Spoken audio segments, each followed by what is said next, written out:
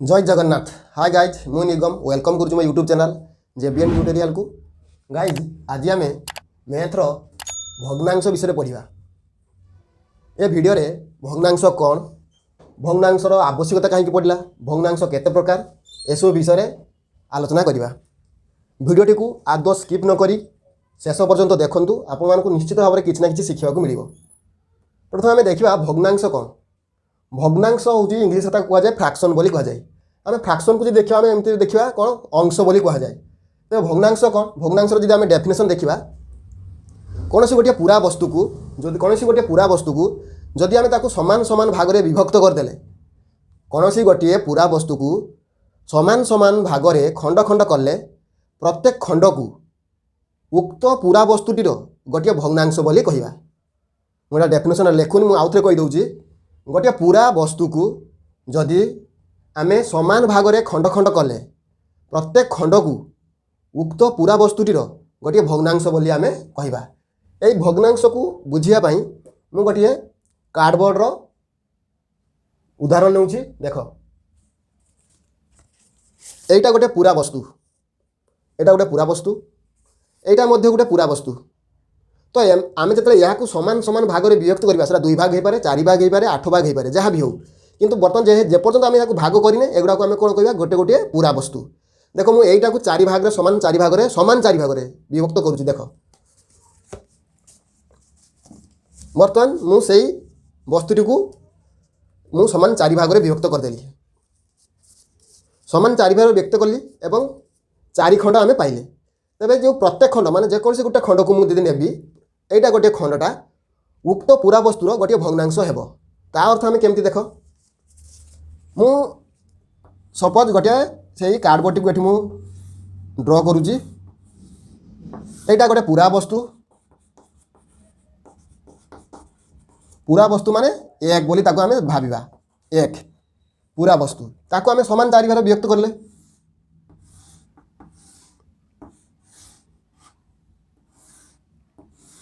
देख, समान 4 भाग में व्यक्त करदेली। ये जो समान 4 भाग व्यक्त कली केते केते खंड प्रस्तुत है?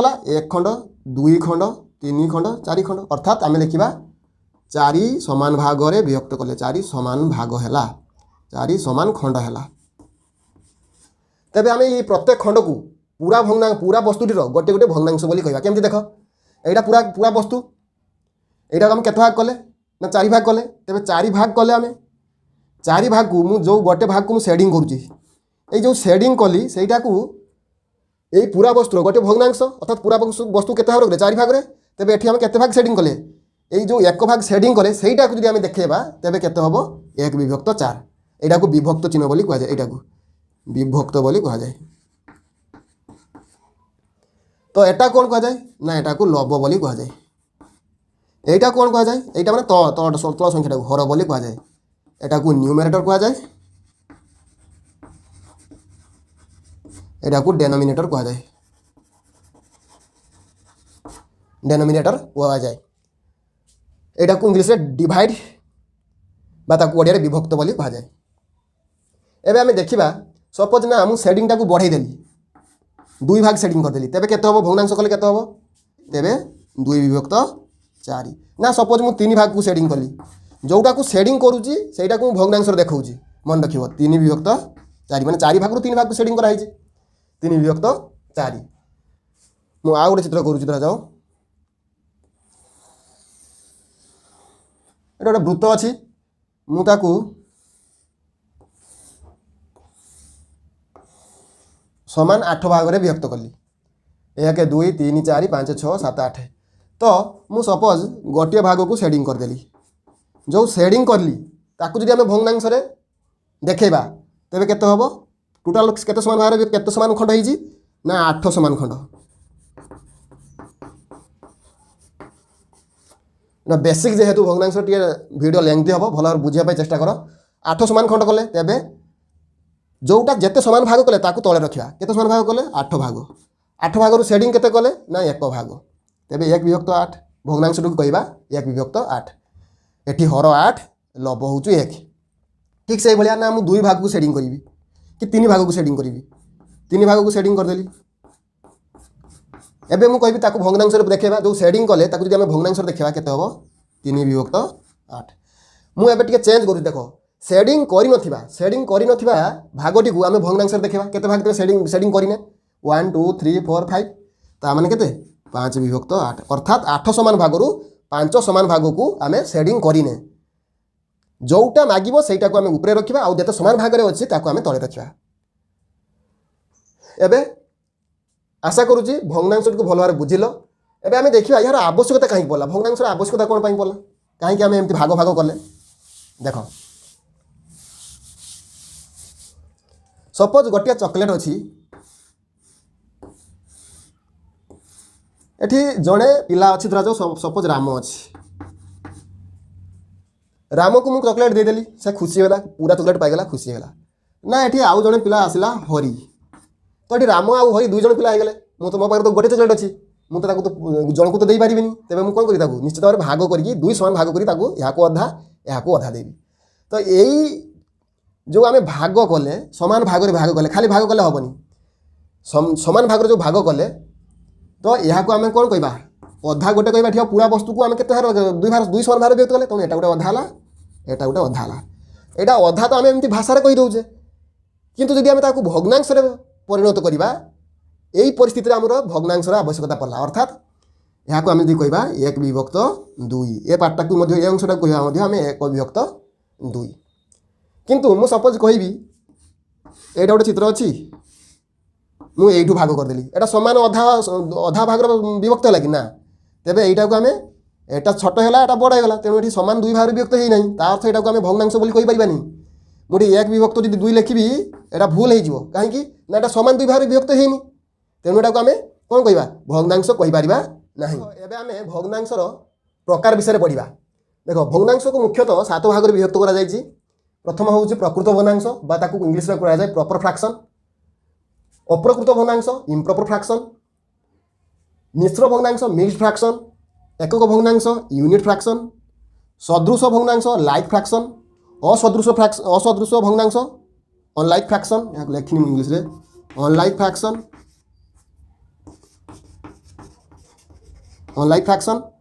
आउ सम भग्नांश जहाँ इक्विवेलेंट फ्रैक्शन बोली कहा जाए। एबे आम देखा प्रकृत भग्नांश कह प्रथम तो कही सारी भग्नांशर 2टी अंश मुख्यतः गोटे लब आ गोटे हर लब को इंग्लिश में कहुए न्यूमरेटर हर को डेनोमिनेटर बोली कहा जाए। देख प्रकृत भग्नांश कौन हम ना प्रकृत भग्नांश जो भग्नांशर लब सान एवं हर बड़ होता है ताकू प्रकृत भग्नांश कहा जाए। जदि डेफिनेशन लेखर अच्छी संज्ञा लेखर अच्छी लिखी नब मुझे लिखुनी खाली जस्ट बुझाई दूसरी ये तो प्रकृत भग्नांश क्या कहवा ना जो भग्नांशर लब सान हो हर बड़ होता आम प्रकृत भग्नांश बोली कहवा ता अर्थ ये कौन हम लब लेस देन हर अर्थात न्यूमरेटर लेस देन डेनोमिनेटर। तो ये एग्जाम्पल कौन हम जब आम एग्जाम्पल देखा 2/3 3/5 एगुड़ा सब गोटे गोटे बा 7/9 एगुड़ा सब गोटे कौन प्रॉपर फ्रैक्शन बा ताकू प्रकृत भग्नांश बोली कह जाए कहीं लब ये सान हर बड़ ये लब सान हर बड़ ये लब सान ये हर बड़। एबे आम देखा अप्रकृत भग्नांश कौन अप्रकृत भग्नांश क्या कहवा ना जो भग्नांशर लब बड़ होता है हर सान होता है से आम अप्रकृत भग्नांश कहवा केमती मन रखी अप्रकृत मान कौन प्रकृत बाहर अर्थात मान कौन प्रकृत मान गोटे कौन यहाँ गोटे पसिबल हो कि 3 भाग 2 भाग किंतु अप्रकृत कौन लब तो बड़ हो जाऊँ ता अर्थ कौन ये आम जब एग्जाम्पल नवा मुझे प्रथम यार डेफिनेशन कही दूँ जो भग्नांशर लब बड़ होता है हर सान होता है से भग्नांश को अप्रकृत भग्नांश कहुए इम्प्रॉपर फ्रैक्शन बोली कह जाए। एग्जाम्पल 3/2 5/3 8/3 देख प्रत्येक क्षेत्र में लब ये बड़ हो जाऊँगी ये कौन हम लब ग्रेटर देन हर ताने न्यूमरेटर ग्रेटर देन डेनोमिनेटर।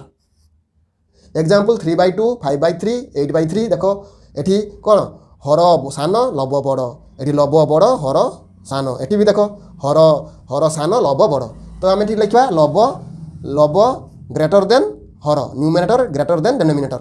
तो अप्रकृत भग्नांश बुझे। एबे आम देखा मिश्र भग्नांश कहवा गले अप्रकृत भग्नांश गोटे रूप ये मिश्र कहीं कहुँ बुझी दूसरी देख मिश्र ये कहुई मिश्र मान कौन मिसिक रही कौन कौन मिसिक रोचे ना गोटे हल नंबर रल नंबर सेट कहूनी मुझे हल नंबर कौन खाली हल नंबर प्लस गोटे प्रॉपर फ्रैक्शन प्रॉपर फ्रैक्शन रहिबो गोटे होल नंबर रहिबो आ गोटे प्रॉपर फ्रैक्शन रहिबो मिक्स होइक रहिबे मिसिक रहिबे सिथे ताको तो मिश्र भग्नांश बोली कहजे मिक्स्ड फ्रैक्शन कहउची सबुर नेमिंग पछरे किछ न किछ गोटे कारण ही थाय आ सेटा को जे बुझी जिवो तार मन पूरा रहि जो पूरा देखो होल गोटे रहिबो होल नंबर रहिबो प्लस गोटे प्रॉपर फ्रैक्शन रहिबो होल नंबर था जो गोटे एग्जांपल नउची देखो एग्जांपल कोन रह जाऊ 2 होल 1/2 बा 3 होल 2/5 केमति पढुची बुझी परछ तो उडिया रे पढिबा 2 पूर्ण 1/2 3 पूर्ण 2/5 बा हम कहबा कि कौन कहबा 1 होल 2/3 माने 1 पूर्ण 2/3 एगुडा सब गोटे गोटे कौन ना मिश्र भग्नांश कहीं मिश्र भग्नांश कहूँ मुझे होल नंबर गोटे रहा देखो 2 गोटे पूर्ण संख्यार सेट कहूनी मु पूर्ण संख्या 2 गोटे पूर्ण संख्या 3 गोटे पूर्ण संख्या आउ प्लस कौन मिसिकी अच्छी 1/2 माने गोटे फ्रैक्शन रोचे प्रॉपर फ्रैक्शन रोचे तेणु या आम मिश्र भग्नांश बोली कहबा एकक भग्नांश कौन एकक भग्नांश हूँ जो भग्नांशर लब 1 होइतिबो से भग्नांश गुडी को हर जेते होचो हर संगे हमर मतलब नहीं जो भग्नांशर लब 1 होइतिबो ताकू आमे एकक भग्नांश बोली कहबा एग्जांपल जदि नबा केमति हबो एग्जांपल हबो 1/3 1/2 1/5 एगुडा सब गोटे गोटे कोन ना एकक भग्नांश बोली कहबा काहे कि ना यार लब गुडी को एक एक हला एबे आमे देखिबा सदृश भग्नांश ताकू इंग्लिश रे कहै जाय लाइफ फ्रैक्शन सदृश भग्नांश गुडी को सेही भग्नांश गुडी कहबा जो भग्नांश गुडी कर हर समान होइतिबो जेमति कि मु एग्जांपल नउची सपोज 1/4 3/4 5/4 तो एगुडी को आमे कोन कहबा गोटे गोटे ए सब ए भग्नांश गुडी को आमे सदृश भग्नांश बोली कहबा एबे देखिबा असदृश भग्नांश आमे देखिबा असदृश भग्नांश को अनलाइक फ्रैक्शन बोली कहा जाय ए भग्नांश गुडी केमति कोन ना जो भग्नांश गुडी कर हर असमान होइतिबो से भग्नांश गुडी को आमे असदृश भग्नांश कहबा बा ताको अनलाइक फ्रैक्शन बोली कहबा एग्जांपल 3/5 2/7 3/8 देखो प्रत्येक क्षेत्र में भग्नांशर हर गुड़िक